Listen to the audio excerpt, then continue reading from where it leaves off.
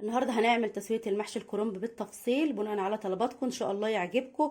عايزه اقول لكم لو انتوا عايزين الفيديو كامل، طبعا انا عامله طريقه المحشي على القناه، وما شاء الله عندي فيديو عامل 1,700,000 مشاهده، ويعني حاز اعجاب كل الناس من كل الدول، فبشكركم جدا على التعليقات بتاعتهم الجميله. دلوقتي بقى انا معايا الحله خلاص اهيت. هنقول سواء معاكي شوربه سخنه او شوربه بارده، بس يستحسن انها تكون سخنه عشان بتساعد على تسويه المحشي وان المحشي بتاعنا يغلي بسرعه.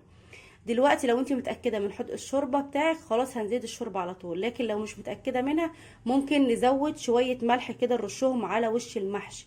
حابه ترش شويه فلفل كمان براحتك، طبعا كل ده حريه شخصيه. دلوقتي انا هرش شويه ملح بصوت كده لاني ما بحبش الاكل دلع شويه، ومع ان الكرنب طبعا حاطه له ملح بالسليق والخلطه بتاعته حلوه والشوربه برضو بتبقى ملحها حلو، لكن بتحسي برضو ان ممكن يكون المحشي دلع سنه.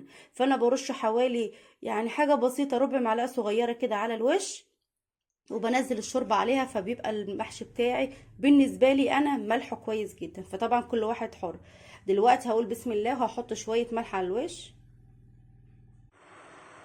دلوقتي انا ولعت العين بتاعه البوتاجاز، وشايفين ما شاء الله الشوربه بتاعتي. لو حابه تحطي معلقه صلصه مع الشوربه زي ما انت عايزه. بصوا الشوربه بتاعتي عامله ازاي، هقول ما شاء الله اهو. نقول سامي بسم الله ونبتدي نزيد كده الشوربه اهوت. رصه المحشي بتختلف كمان، يعني لو انت بترصي المحشي ده رصاه عكس بعضه، زي ما احنا شايفين الرصه دي بالطول كده، الرصه اللي تحتيها هتلاقيها جايه كده. فانا عامله الرصات عكس بعضها، فكده الشوربه بتنزل كلها زي بعضها، وبنبص نلاقي المحشي بتاعنا الصباع من تحت زي من فوق. لان بتجيني اسئله كتير جدا بتقولي المحشي من النص مش مستوي، او المحشي مش مستوي حلو، انا مش عارفه ازيد المحشي كويس. بتجيني اسئله كتير جدا. بصوا بقى كده خلاص احنا غطينا المحشي. هبتدي اهز الحله بتاعتي هزه خفيفه اهي. بصوا هزه خفيفه بس كده. في ناس بتهز المحشي جامد قوي فبتبص تلاقي بتنحكش الرصه او بتفك الرصه. طبعا انا هزيتها زي ما احنا شايفين اهو. طبعا مقربه الكاميرا عشان تشوفوا. بصوا اهو.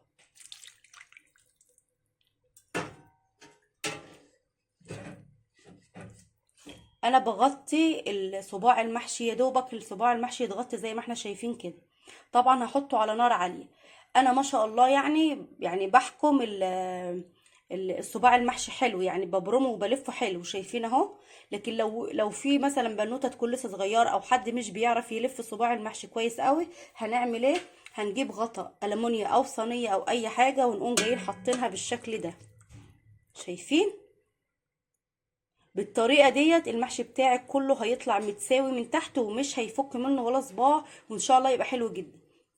طبعا انا هغطي بقى الحله دي بغطاها كمان، وهسيب المحشي لحد ما يغلي على نار عاليه الاول، واول ما احس ان هو بيغلي وبيشكشك كده هقوم جايه سايبه سنه، وبعد كده اوطيه بقى عشان يتشرب براحته، اعمله زي معامله الرز بالشعريه بالظبط.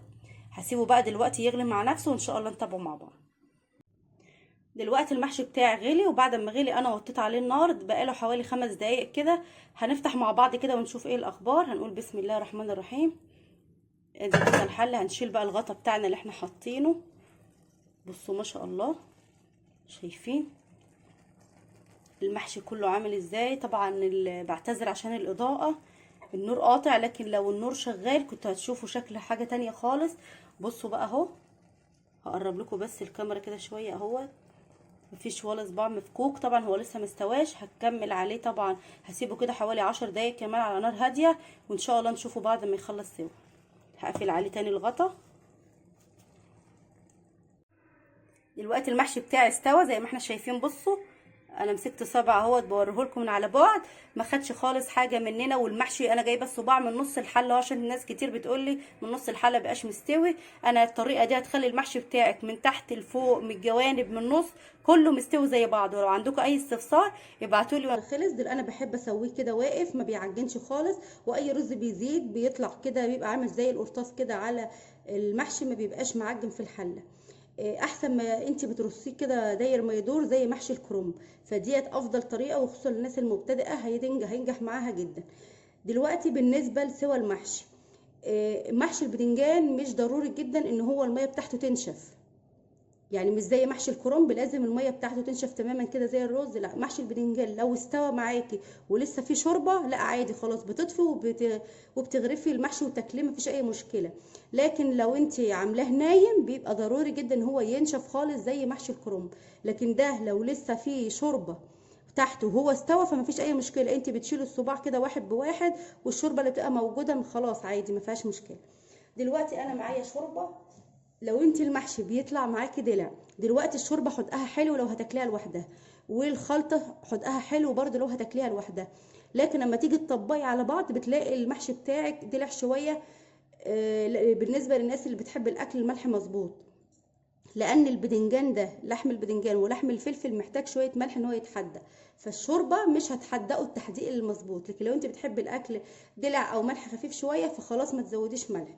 لكن انا هزود رشه كده من الملح على الشوربه اهي، رشه صغيره حوالي مثلا ربع معلقه ملح، وهقلبها كويس كده. انا قلبتها كويس. هنضيف بقى الشوربه بتاعتي اهي، نقول بسم الله الرحمن الرحيم في جنب كده ونحطها اهو. محشي البدنجان بيبقى لو انت عايزاه ينشف معاكي وما يبقاش فيه شوربه خالص، تحطي نصه او اكتر من نصه بشويه، 3/4 مثلا اهو. ومش ضروري تحطوا شوربه في قلب الرز ذات نفسه، انت بتحطي في ارضيه الحله وهو بيفور اهو. والشوربه بتاعتك لازم انت تكوني حاطه فيها ورق لورا، تكوني حاطه فيها حبايه طماطم، تحط بصله، تحطي فيها مثلا قرن فلفل صغير كده، بحيث ان الشوربه بتاعتك يبقى كمان طعمها حلو، فهتدي للاكل حلاوه اهوت.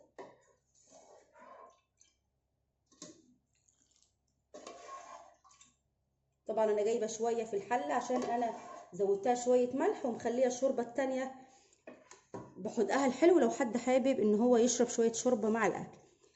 كده سوى المحشي هيبقى مظبوط معاكي. لو انت حابه المحشي بتاعك ينشف، هو كده محشي الكرنب هنغطيه بقى، هحطه على نار عاليه. المحشي ده ما بيتزيدش خالص، يعني ما بتغطيهوش ميه، لازم يكون كده باقي الصباع كده عريان زي ما احنا شايفين كده.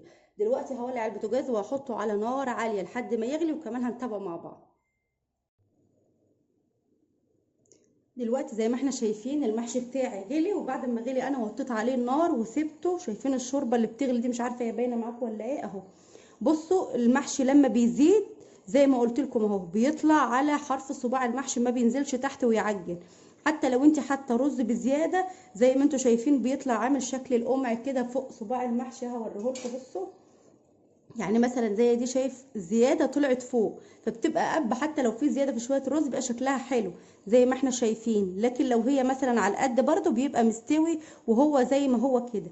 دلوقتي لو انت خدت صباع المحشي وقسمتيه حتى من النص، لو انت مش عارفه شكله ان هو استوى، لكن بمجرد ان انت بتدوسي كده وبتلاقي المحشي بتاعك طري ولحم البدنجان طري معاكي، بتعرفوا ان هو استوى حتى من شكله.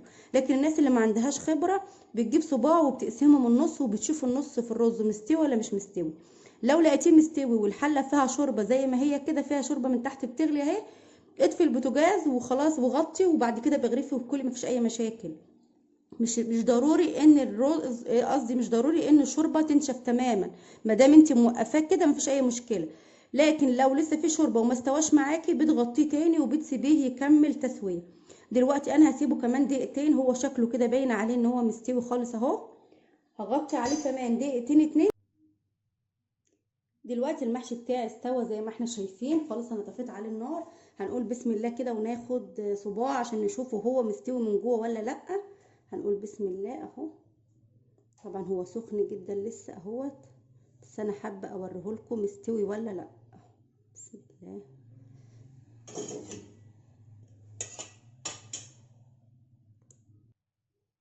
دلوقتي هشوف اهو، معلش الطبق سخن والمحشي سخن. بصوا بسم الله الرحمن الرحيم، اتقطمت معايا بكل سهوله اهي. شايفين الرز بقى مفلفل وحبيته مستويه، وشايفينه احمر قد ايه، يعني هو اللون كمان احمر اكتر ما هو ظاهر في الكاميرا، بس التصوير بتاع الكاميرا بيدي اللون اصفرار شويه، لكن هو اللون والرز شايفين اهو.